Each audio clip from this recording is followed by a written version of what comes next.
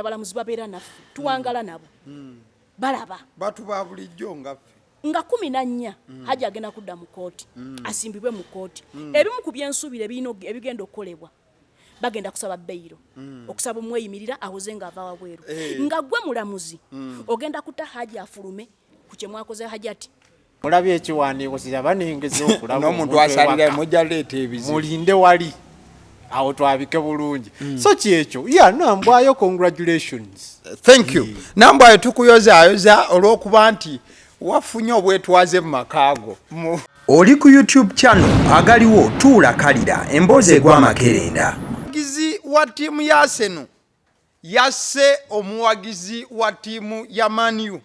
Bino nno byabadde ekyobugabe Trading Center Kaharo Sub County mu Kabale District oluvannyuma lw'okuba nti omuwagizi wa Arsenal waliwo omupiira ogwo gwagenda maaso n'okuba nti kubaawo weekend ewedde we muba mujjukira bulungi. Arsenal yali egenda maaso n'okuba ng'ezannya ne Liverpool lwali lunaku lwa Sunday. Omuwagizi wa Man U yagenda maaso n'okuba nga celebratinga we ba equalizing oba we bakuba Arsenal goal eya equalizer ekintu ekitagenda maaso n'okuba nga kisanyusa omuwagizi wa Arsenal gye bagenda maaso n'okuba nga abikkira nga bagenda maaso n'okuba nga oli atta munne. Ogwo nno si kwe kufa okusookedde ddala ku bintu ebikwatagana n'omupiira ojja kujjukira nti waliwo omupiira ogwo gwagenda maaso n'okuba nga guba era still yali Arsenal asaidize shame eyo waliwo abagenda maaso n'okuba nga battiŋŋana mu bufu obufaananako bwe butyo wabula ekyo tukivumirira. Abasiddi omusunsuzi lyerinnya eryange agaliwo gwe mukutu kwe tuli. This is the weekend show amubufu obufaananako bwe butyo.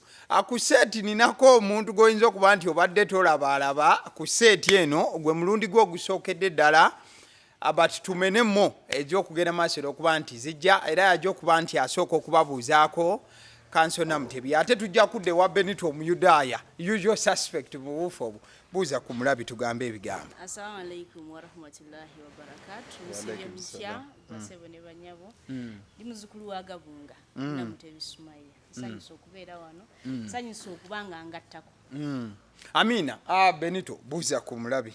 Sanyuse nnyo balaba mwonna gye muwangaalira Gwasanyusa okubalaba nze asanyuse mu biti byammwe byonna bye muliko bye mutuusaako engalo n'ebigere nzaani ffe baani okubeera wano mwewale nnyo tuwagira ebbanga lino lyonna era nga tukyagenda mu maaso n'obbaweereza obbatuusaako byonna bye mwagala ne bye mutaagala kuwulira. Exactly. Mbalamusizza nnyo. Awo ojja kwonawo nnyo bye baagala ne bye bataagala kukola ki kuwulira. So the weekend show tubeera buli lunaku lubeera lunaku lwa Saturday akawungeezi ate era n'olunaku olw'e Sunday ssaawa 3 ez'okumakya mu bufu obwo. Ttiimu eno nno ebanga zimuko wabeerawo omusajja amanyiddwa nga Bukenya Media the headmaster naye olunaku olwaleero programu etaataganyemuko ne tutagenda maaso da kuba nti tubeera naye wabula tujja kuba nga turolinga then next weekend tujja kuba nga tujjudde nga bw'otulaba ajja kutwegattako bwegassi ebigambo tugende maaso n'okuba nga tubigamba mu bufu obufaananako bwe butyo. Kale ogenda maaso n'okuba nti tugenda mu nsonga ezibadde wiiki eno tugenda tutandika ne wiiki weekomye ne tugenda nga tudde eri emabega gye yatandikira. Wiiki eno twabadde ne Hajji mu kooti okusookera ddala gwe njagala tutandike naye ngenda kutandikiranga sayidi eno nzire eno. Twabadde ne Hajji mu kooti nga tetunagenda ku byabadde wa Hajjati luvannyuma tusooke ne kooti walabe byagenda maaso n'okuba nti biba gwe nga kanso tetugenda discussinga fine byali mu kooti but twagala tudiscussinge embeera zonna ezeetoolodde situation. So njagala otusooka otutwaleko awo abyewalaba. By the way kooti ku luno yatwewuunyisa nnyo ffe oba ababadde tetumanyi maybe we are ignorant saawa zigenda okutuuka okkoona 3 nga session ewedde oba kitegeera era abamawulire abamu abaali balobedde ebweru baatuuka nga balowooza munda tewali kigenda mu maaso kumbe buli kimu kikoze eki kiwedde. But waliwo confrontation nyingi nnyo oba akavuyo kangi akaabeera ebweru wa kooti ng'emaliriziddwa okuba nga ekoze eki ewedde. Omwali abambadde amasaati agafiri Haji Ali agakola biki wano na wali teams nga nyingi so twagala ffe tuyisamu ekyo bye wagenda maaso n'okuba nti olaba? One, ebintu bye nalaba ne binkwatako nnyo. Nalaba unprofessionalism at its peak mu baganda baffe bannamawulire. Okitegeera? Nekireetawo ebibuuzo bingi. Okitegeera? Ba YouTubers ne ba TikTokers tukanye bagenda kwonoona omulimu gwa mawulire at its best. Okitegeera? Nti twalaba nga munnamawulire yonna alina ebintu byebisatu ebitera omumufuga. Abeera accurate on their information. That information has to be truthful, and then it has to have an objective. Okitegeera? Naye kati mubamu ba YouTubers, they are professional journalists. However, just bashiftinga wawe bakolera. They are abandoning the standards. Okitegeera? The ethics. The ethics. Because of likes, follows, and I don't know the numbers. Okitegeera? Which Media Council, I don't know, they are creating a gap there. Watuba mubimu byengenze njiga. Having an objective ngo reportinga, you have to put so much context ku gwakolako interview. Okitegeera? The public. Okitegeera? Abagenda consuming that information. Wabendingako ekimu ku biri ebisatu byenjogedde. We question your professionalism. Okitegeera? Lwaki nkiresemu eyo context? Ensonga eno eri so sensitive that cards eziri mu kulwaninga kati. I kid you not, zonoono omusango. I tell you this, bannamawulire bakimanyi. I want to question you, era nze kankuchallenging. Bannamawulire abensa, abenkizo, betugamba nti bwetuba tubala standard, we use them as benchmark. Nze siri munnamawulire, ne nina bentunuya ne ŋŋamba omwana munnamawulire. Standing out. If you have followed media houses ez'amaanyi, they are staying away from this. Kanya nange nti UBC ye TV y'eggwanga, Star TV, teekawo radio gy'oyagala. How much airplay is on this? Omusango guno mu mawulire bagutaddemu kyenkana ki? Naye waliwo abagukozesa nga matatu. Okitegeera? They have compromised on ethics so much nti mulimu abali mu benefiting for personal gains. They are soliciting money. Let me be very brutal and honest with the people. They are soliciting money from a certain side okujja okufuelinga kino. Waliwo abali mu kifunamu sente. Yes. This nchimanyi nina I'm moving a table with expensive drinks now. Era nchimanyi mugenda kunjuzayuza, which is okay. But someone has to say these things out loud and clear. Because fena tubiraba. Bannamawulire, you are doing so much harm. Bannamawulire bonoonye nnyo mu kigenda mu maaso. Interviews ne stories ng'ogifunye naye n'ogamba nfunye bite eno n'engikuweereza. N'enjiweereza n'oli n'enkugamba njite. Kiri kitya? Olina gamba for public reasons, for the protection omwana oyo, for the family, for this. Tukizanye tuti. Don't conceal the information, but tugenda gireleasinga tuti. Ngeri eri sensitive. Are we seeing that? No. What we discussing, it has become a subject of mediocrity of some sort. I am sorry. I know I'm rubbing people the wrong way. I'm scratching some people's egos. But this is me. Someone has to say this information. UCC, where are you? I'm telling you, tugenda kuyita mbina ebintu nga tubiyitamu. I want to question you. Njagala abantu bino ebibuuzo byembuuza bw'omala tuulwa okirowoozeeko. Embeera eno eri mu Uganda olwaleero eba ekikwatagana ku musango gwe kwakati musango. Njagala ombuulireeko, wawuliddeko omusirikale agwako comment? Nedda. Naye be bagulimu. Because balina standard. Wawuliddeko public figure abantu abensa nga commentinga ku ekyo? I want to ask, walabyeko balooya kuba bangi ng'avuddeyo agunnyonnyole? Because tuyina standard we tugamba nti ensonga ezze mu kooti ffenna we trust court. Let's not discuss it. Kakati ne tuba ne bannamawulire ng'omulimu gwabwe is to inform. I am here to tell the public in Uganda our problem is no longer lack of information. We are being misinformed. Nti media evuga ekintu in a certain perspective. Misinformation. Creating a generation of delusional young people. You are feeding us long info. Ey'obulabe. Temutunya na context gwogenda kujjako interview gwe kasita abanga aleeta ennamba. Kyekyoka kasita abantu byayogera abantu We babiwuliriza. are heading to a time Uganda yaffe mugimanyi bannamawulire nga tonnanvuma wallahi jjamu akatono ku byenjogedde. We are heading to a time YouTube bagenda giregulatinga ne TikTok. People are looking at you how you handling this sensitive matter. I'm telling you. Mugenda kera nga tokyasobola kufulumya bintu nga obifulumya. Bagenda kera nga buli kalango koyisa bakajjako ssente mukasasulira omusolo. Because right now it is the in thing tebannamanya we bakiregulating. But they are watching the space and the damage it's causing.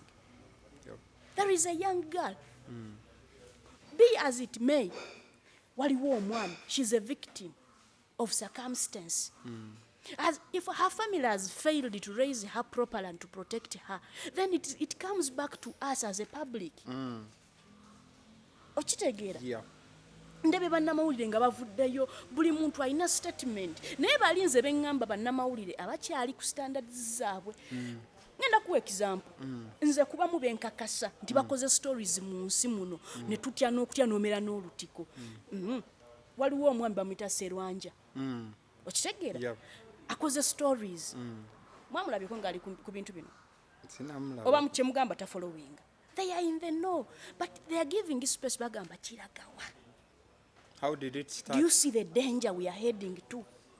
Why are some media houses, they have taken a decision to abstain completely. Ne bagamba viewership tujaga naye ekyo kireke. Tetujja kubyeyingizaamu ebintu. Tulina bamama who have moved with their glory. Farida Nakazibu.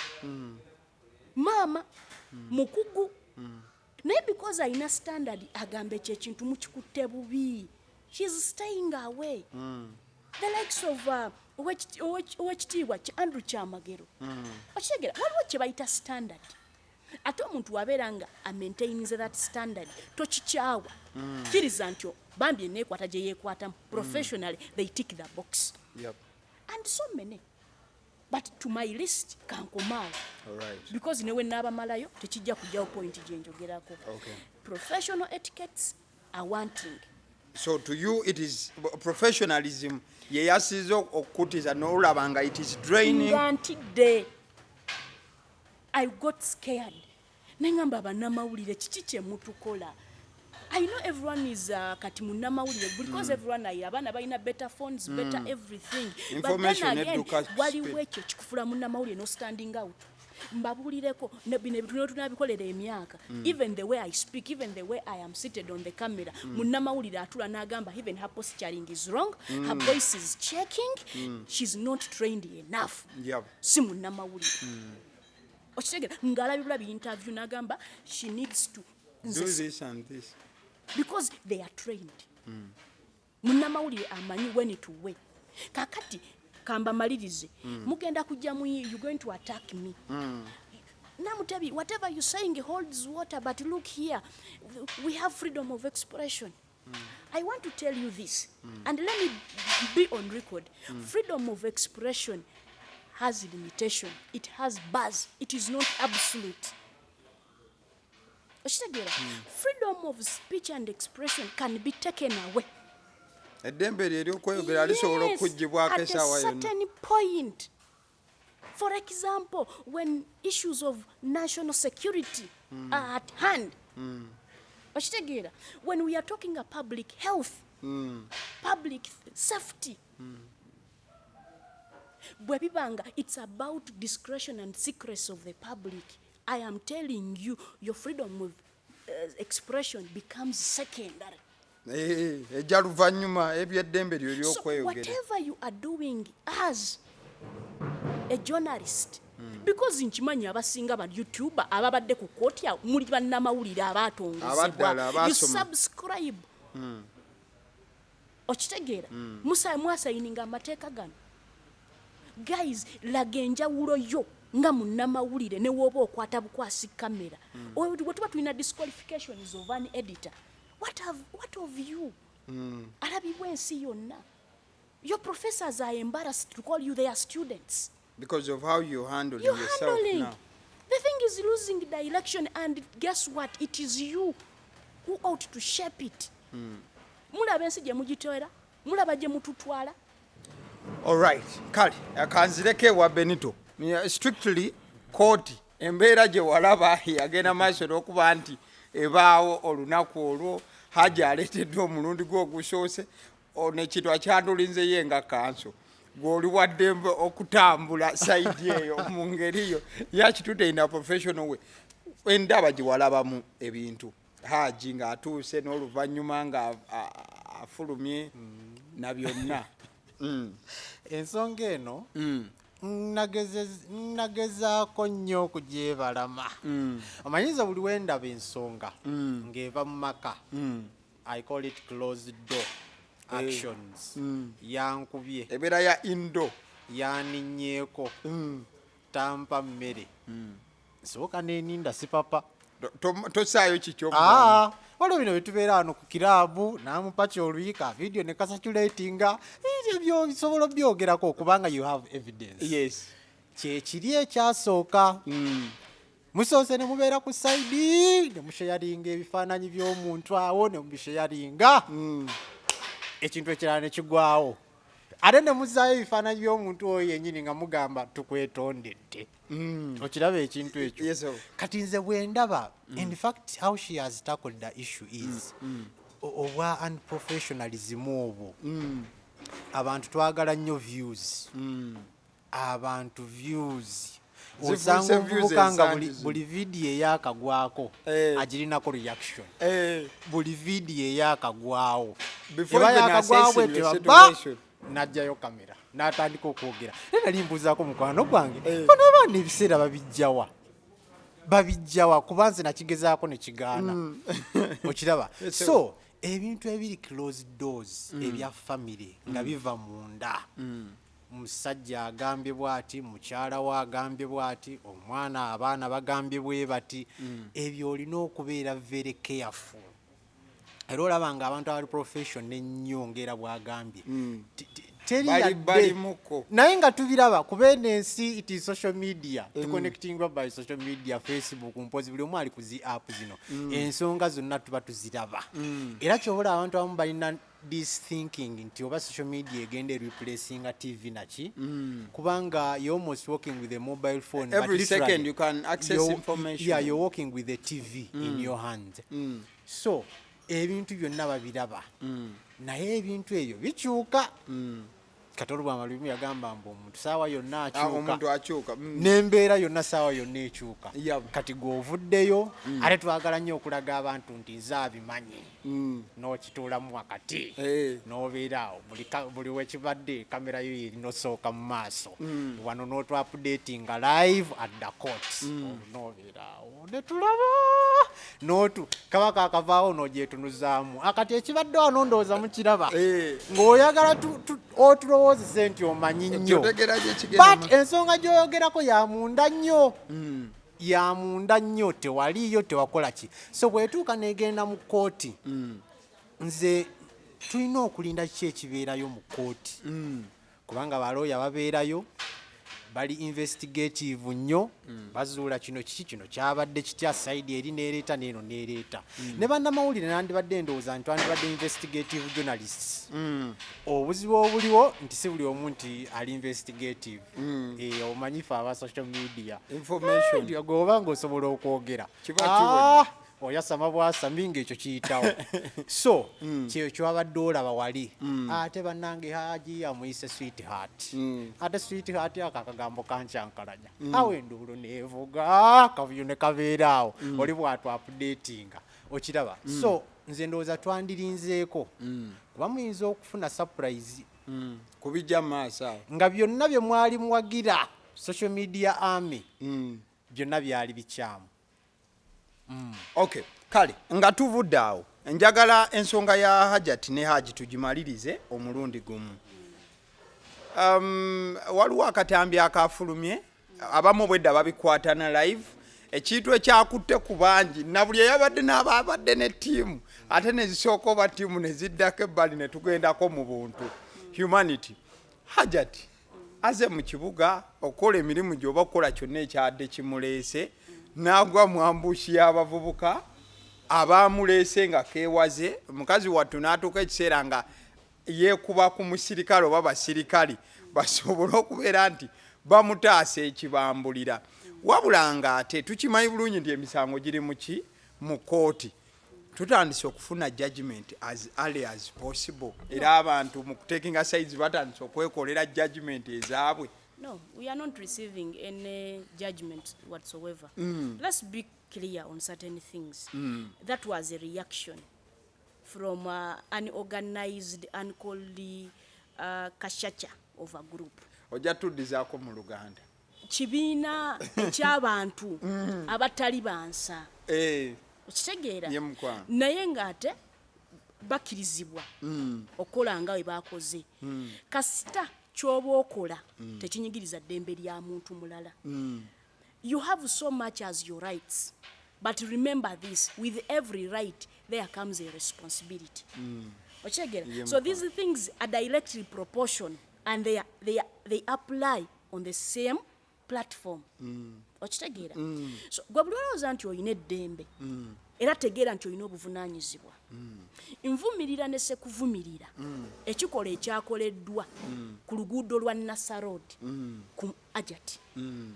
But then again era nkizaayo, we could have not gotten here had it not been for the fueling of this by journalists of some sort. Tetwandituuse wano singa bannamawulire baali tebapikaamu nga bwe bazze bapikamu. Let me tell you, there are several factors that lead to the elapse of something, or of something to explode. Several factors come. It is a contributory thing. Kijja kyegatako mpaka ekintu wekyabika. Nze bwe nti bwe ndaba ebintu bannamawulire guno muguseesezza nnyo basuse we bandi tukanye mumaze okugukuma. But the same magnitude oba amaanyi ge mutaddemu nga mukuma guno bajja kuma ogwammwe. Because like it or not, we all come from a family. This woman, if she has a belief, nti akkiriza nti omwana wange yakosebwa, okitegeera alopye omusango gwe, okitegeera tumuwe decorum awulirizibwe, okitegeera toli kooti kakati bannange basaidi ene saidi B, saidi Haji ne saidi Hajjati. Kambabulireko ekisooka mmwe mwennyini mumaze okwonoona ensonga eno. Sinalabayo saidi Nisha. Tewannabaawo saidi ya muto baga nti bo bali tiimu muto. You are fighting to make a point that you are right, forgetting the gist. Buli omu alwana kulaga nti muto. The center issue gye tulina discussinga ng'eggwanga ng'abamaama ng'abantu abawuliriza era abategeera tulina kugamba kize gye tuli banange omwana tumujje tutya wano. Psychologically she's not okay. Wherever she's confined wa gye bamuteresa oba ali kulaba basawo, we don't know. And I am glad that information yo tefulumye. That thank you. Ey'omuto.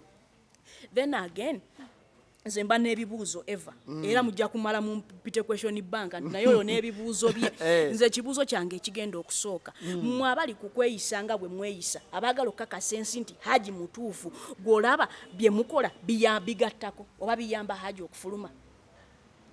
Kambazannyire paati eno lowooza nga nze oba lowooza onsingeko lowooza nga gwe mulamuzi kanya nange nti abalamuzi babeera naffe tuwangala nabo balaba batu ba bulijjo ngaffe nga 14 Haji agenda kudda mu kooti asimbibwe mu kooti. Ebimu ku byensuubire ebigenda okukolebwa bagenda kusaba beyiro okusaba omweyimirira awoze nga ava wabweru nga gwe mulamuzi ogenda kuta Haji afulume ku kye mwakoze Hajjati.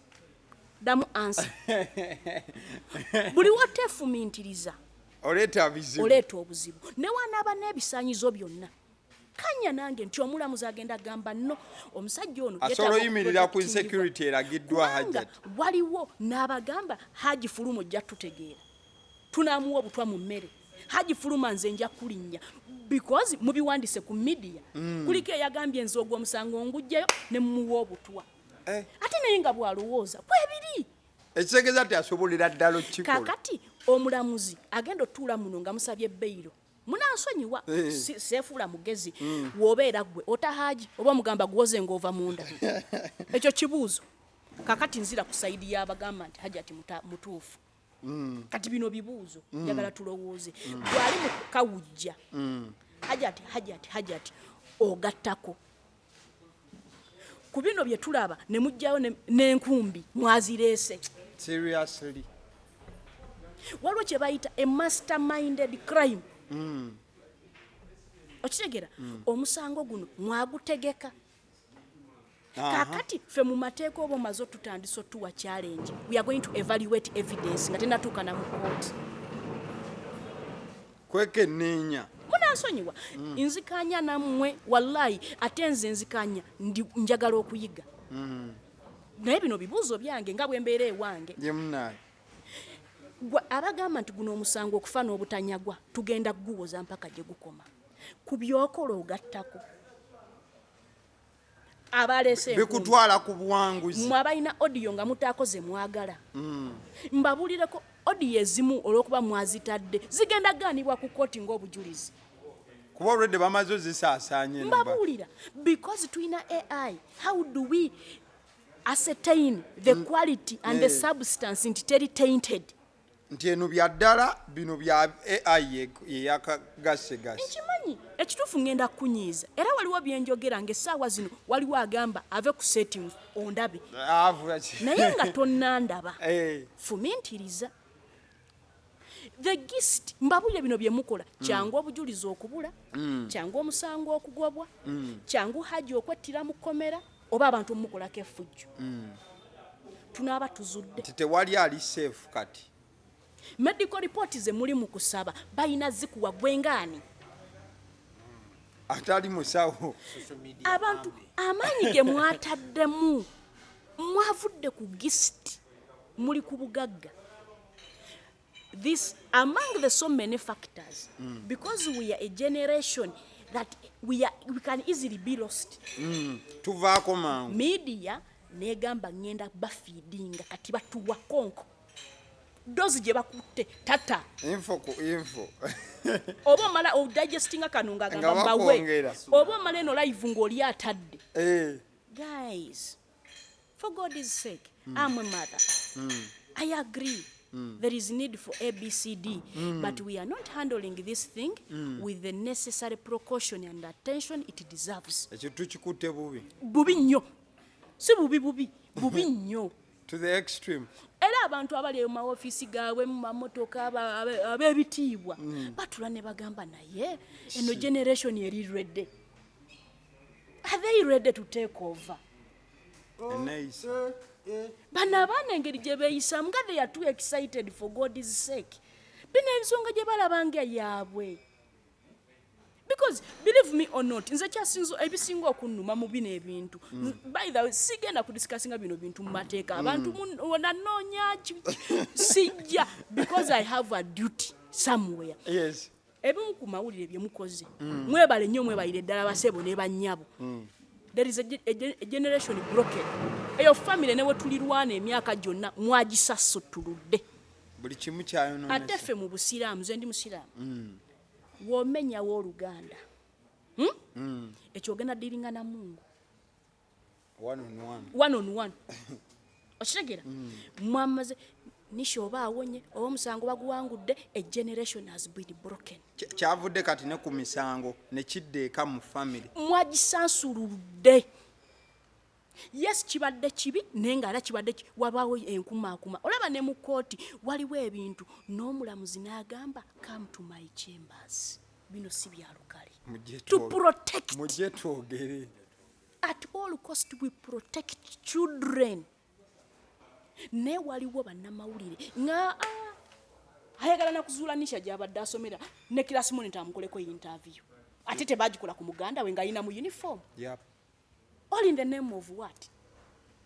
Basebo ne bannyabo nze basebo manya ebizibu bye muyitamu nkimanyi fe abakazi amazima mbabuulireko bw'onookeera n'oyagala otegeera ekitonde mukazi ogenda kufa ng'olabika bubi togenda kaddi ogenda kufa omeketa amannyo ng'olowooza ebitakwatagana ogenda kuba ng'ali ku mazzi ng'onoonyaako emmotoka ogenda kubbira kwega tetulitegeera mukyalo ffe bwe tutyo asoma bayibuli jayo erinnya waliwo gwe bayitanga Sabbathi yali mukazi abasoma bayibuli mumunoonyerezeeko nze nsoma Quran waliwo abakyala bangi waliwo omukyala nga yaleeteranga omubaka nabiyuna Muhammadin sallallahu alaihi wasallam empitambi tulina omukyala omulala lwakuba Allah yakigeze nga nakyo saagala giwanga ekizampo tulina omukyala naye yali mukambwe bamuyita Zuula yali tasesa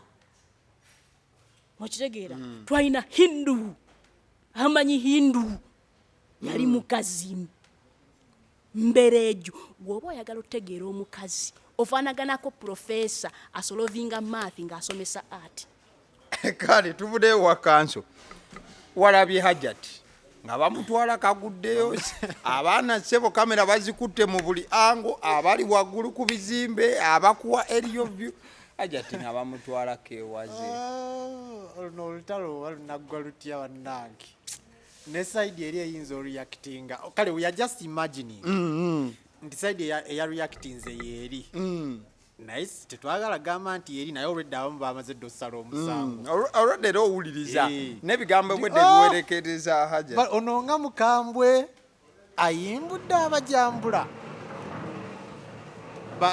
bakituuse ku Hajjati olaba ekintu ekyo so nze ebintu bino singa ebintu bino kyakisoboka okubijja mu media singa kyakisoboka wabula lujja balutale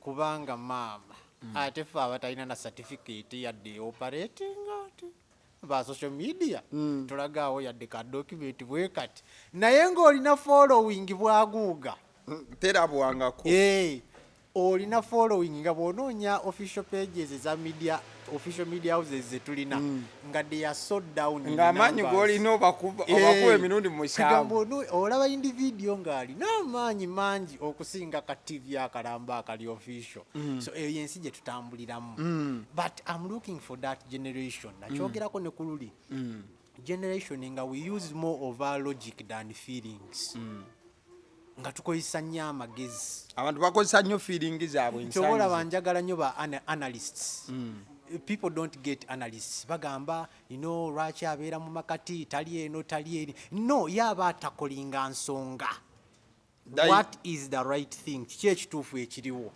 kyoba olaba mbaagala nnyo naye oli abeera neyeekubira ku side oba olwokuba emufavoringa oba kiki n'abeera I'm looking for that generation si mu nsonga zonna ne mu byobufuzi bayidawe byonna olaba omuntu ayogera ku nsonga tagitegeera anonyoba ayogera just ku side emufavoringa naye ng'ensonga gy'ayogerako olabira ddala ng'ogikubamu ebituli ng'esukka ku kyaba ekintu ekyo so the problem is this generation erina kamera nnyingi erina amasimu mangi naye nga tetwagala kunoonyereza tetwagala kulowooza we don't want to put out the right information so ne bano abagamba nti oli ayinza okuba nga yeyakikoze ayinza okuba nga bakyamu nga kyonna kipulaninge kuleetera oli kufuna Tommy okalabya akantu ako ng'omuzannyo aguseru naye ng'akubeeri kati g'okibuukidde ovumyevumyawo omuntu ate n'oteekayo post apologizing ntera nnyo obuuza abantu why are you apologizing for something you did and you sounded very sure that you're right omaze okwabya omuntu otukakasiza nti bye byebituufu ate tugenda okulaba my apologies with impose for immediate release omuntu gwe nayogerako bwenti kalebule namulebula kane ngamba weewalanga nnyo over apologizing for something oteeseeyo ate n'otandika obibalaatiramu bwe museka bwe muteekako bu emojis omulembe gwa emoji bannange forgive us bwe museka but you sounded very sure about the situation why are you now apologizing? Buteka kasa. We are so much into feelings than our logic. Kyekyo kyokka. All right.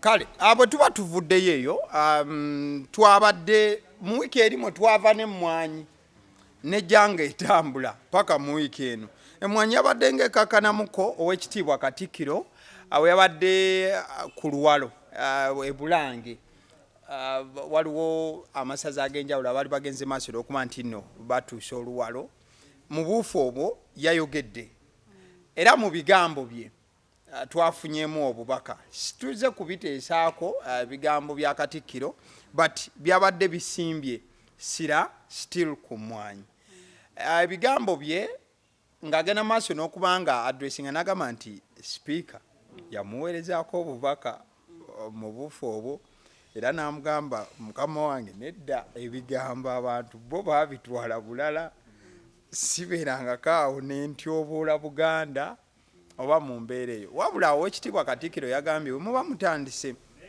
okugamba nti kati Oweekitiibwa Katikkiro obubaka buno njagamba bwadde buddako ne wa Mwami Museveni kozi Mwami Museveni ye kennyini bwe yavaayo okureplyinga ku kyemmwanyi yalaga obusungu bw'amaanyi eri abantu abalese tribalism.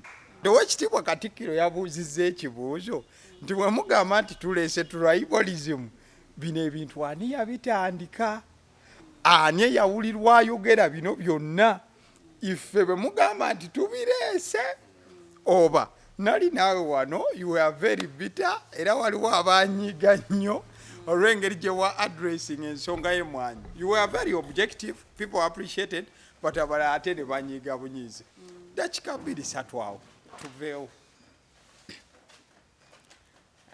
nebaza Kamalabyonna wa Buganda Oweekitiibwa Charles Peter Mayiga okubanga yatadde eddoboozi lye n'ebirowoozo ku nsonga y'emmwanyi era yagenda kwetiiririra yadde nebaza ebitongole n'abakulembeze ku mitendera gyonna abavuddeyo ne balaga okulumwa ku nsonga y'emmwanyi ntuusa okusiima eri bannayuganda bassekinnoomu abavuddeyo ne mulaga nti ensonga ezitukwatako tuteeka ebintu byonna ebbali ne tuzibumbira wamu n'olwekyo nga bwe ndi muzzukulu wa Gabunga nze siraba mukulu mu kamwa buli kyonna kye nabadde nteekeddwa okwogera oba kye nabadde njagala ensi etegeere kyawedde Oweekitiibwa nga nyinimu baffe yamulonda n'amwesiza n'eddamula waba amaze okuteeka eddusu ku nsonga yonna aba ayogeredde ffenna Abaganda gunsingidde ddala ayisa abasajja ensonga y'emmwanyi mmwanyi terimba tugiwulidde ebbanga ttene ate nga ne Katikkiro Charles Peter Mayiga agyogeredde ebbanga ddene era emirundi gibadde nga 2-3 Mwami Museveni nnyo. wawuliddwako nga azza obubaka wa Katikkiro nga si musanyufu olwa sitaani ya Katikkiro ku mmwanyi but the obvious question is bino byonna byogereddwa tulabyeko n'omubaka mu paliamenti ng'abuuza paliamenti namba nga abagagga babanyiiza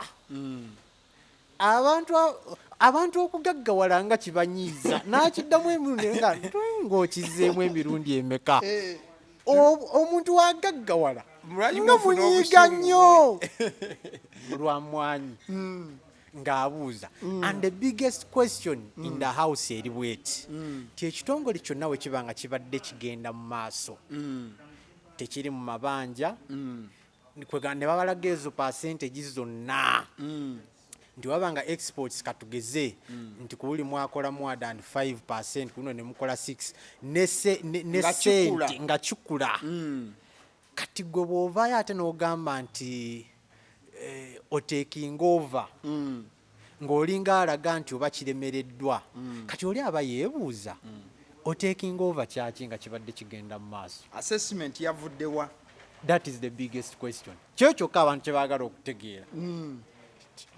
Baddewo nga bakola. N'ababaka bagambye gendako e Masaka omulimi musanyufu. Emmwanyi etambula. Bamutegeera batya nti musanyufu. Omulimi musanyufu. Kyonna ekiriwo buli akutte ku mmwanyi buli gwensanga bwe nti agala kumpa bugalambuuzeeko. Kati ekitongole bwe kityo. Era oli yawaanise ebbaluwa ng'abuuza nti kiringa kwata Makerere University n'ogiteeka under Ministry of Education and what? Sports. Bwe batyo bwe baagala okukikola. Olaba nga kijja nti ebeere nga management nga ministry yeringa manager wa university. Saagala nnyo kumala nnyo biseera ku mmwanyi kyekyo ekibuuzo. You know, the organization, the umbrella has been doing very well.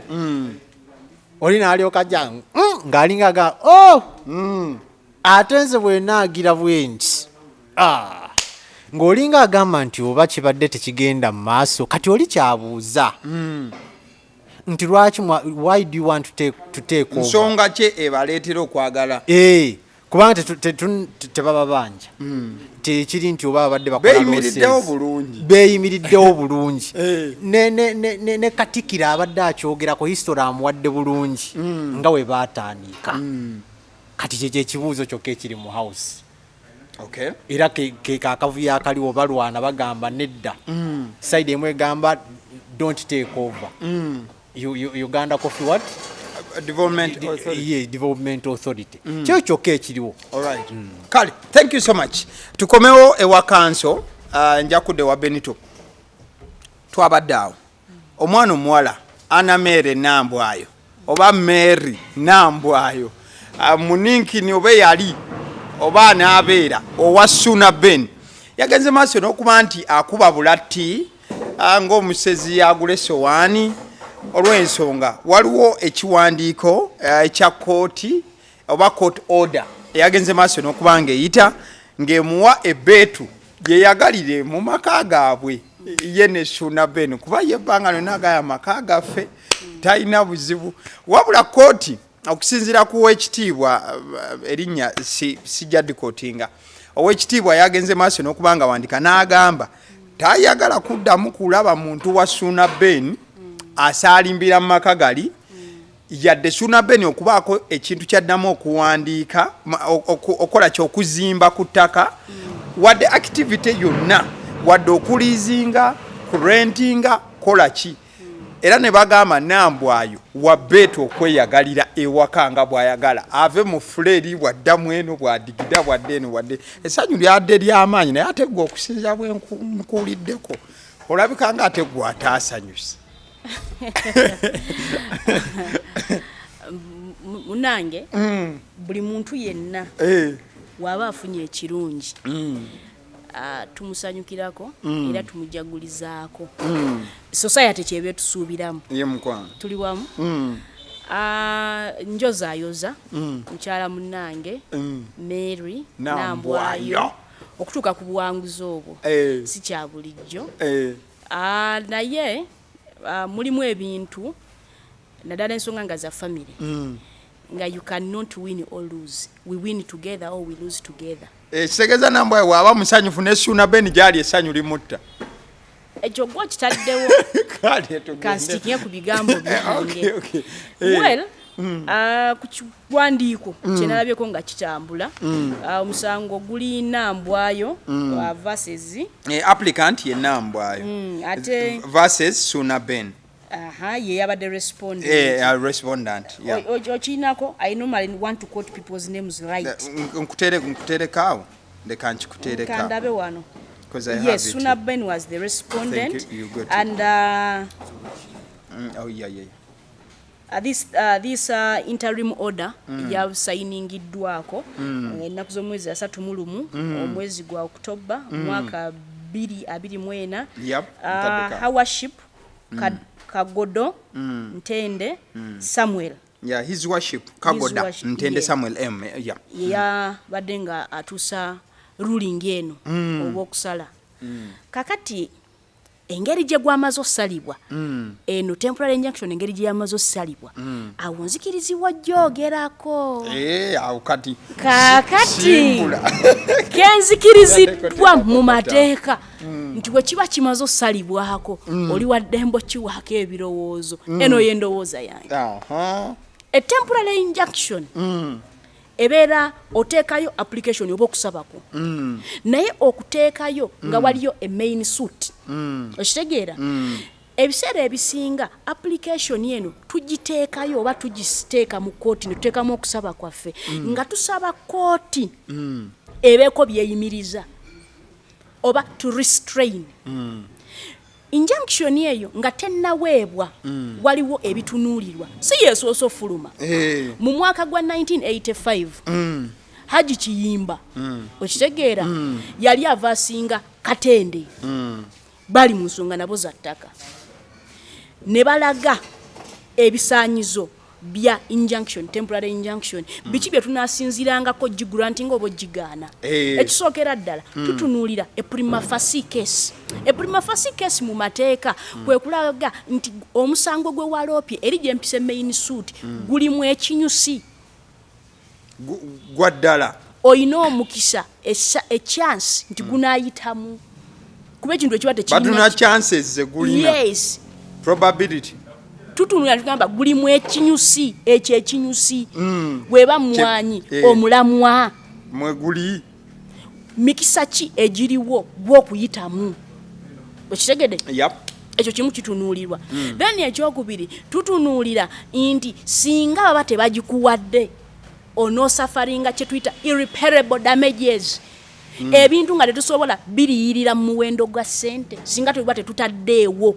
injunction eyo tuli wamu kakati akandibadde akwokusatu singa kooti eba erimu okubuusabuusa oba okutankana twebuuza tugenda ku mutendera ogwokusatu ne tugamba what is the balance of convenience ani anaasinga okunyigirizibwa bwe kiba kibadde byonna tubanga tutunuulidde ekiruubirirwa kiba kimu kooti kyesimbako essiira to maintain status quo kitibwa mu Luganda kyandibadde nti ebintu bisigalenga bwe biri bwe tyebanga ebadde ennyumba nga teserekebwa nga temusereka mulindeeko status quo abaddewo yaba asigalawo bamaintaininga buli kimu nga bwe kibadde yes status quo nti Nambwayo gwasangiddwa mu nyumba sigala mu nyumba teri mukyala mulala temwongerako ebbaati nti we tunaaba tutuuse ku kaseera ka main suit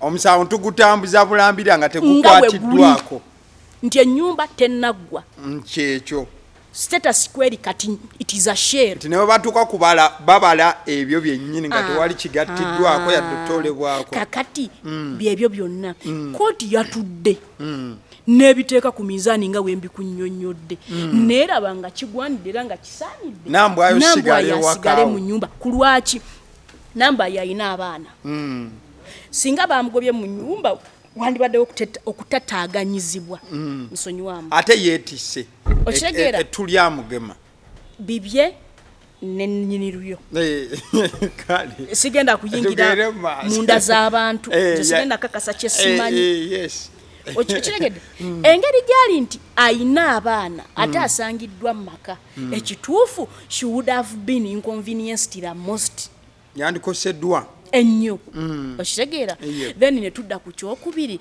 nti singa Nambwayo bamugoba can we compensate that mulimu obuzito bw'ekikolwa kiri waliwo ebintu nga we cannot equate them on the financial yes on money or whatever with the damages or compensation emotional damage kati mulimu omuntu nagamba I am mentally not doing well because of ABCD I am psychologically distrained how do we compensate such?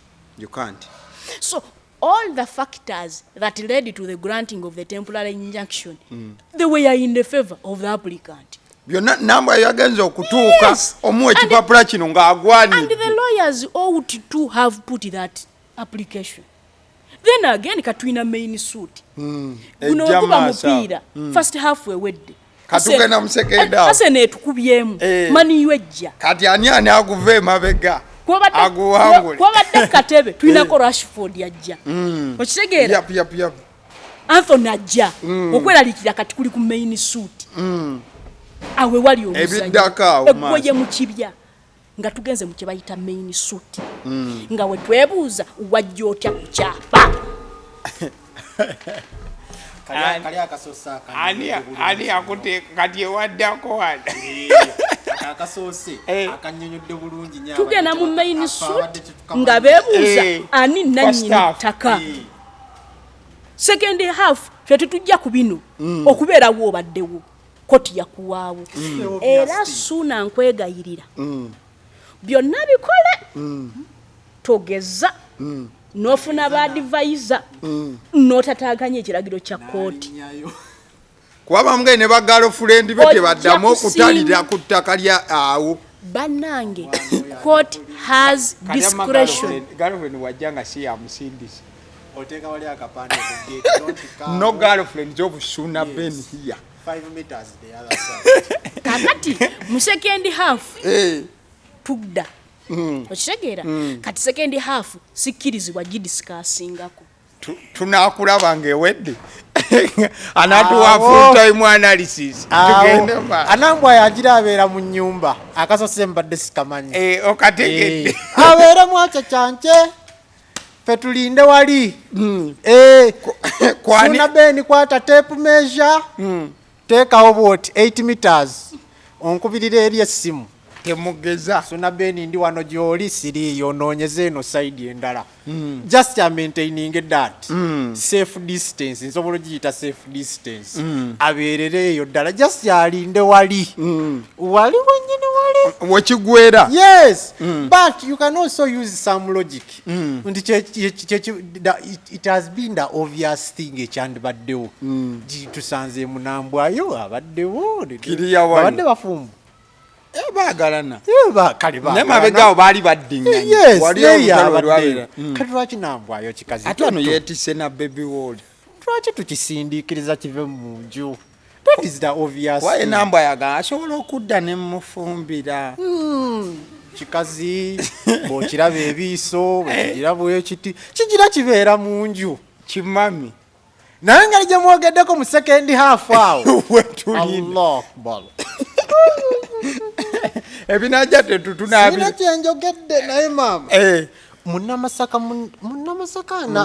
munno ana maintaininga safe distance yo omwana oyo ng'abuguumirira ate alina abasajja be badde bakambwe nnyo asikaali bakambwe nnyo bambwe genda ate aliko goba abantu abo basaalimba ne baleeta obugere abasindikire bonna ku WhatsApp group wakati alina WhatsApp group mulwanira mulabye ekiwandiiko kiraba nengeza okulaba n'omuntu asalira mujja leeta ebizibu mulinde wali awo twabike bulungi so kyekyo Nambwayo congratulations thank you Nambwayo tukuyozaayoza olw'okuba nti wafunye obwetwaze mu makaago mu buufu obwakaseera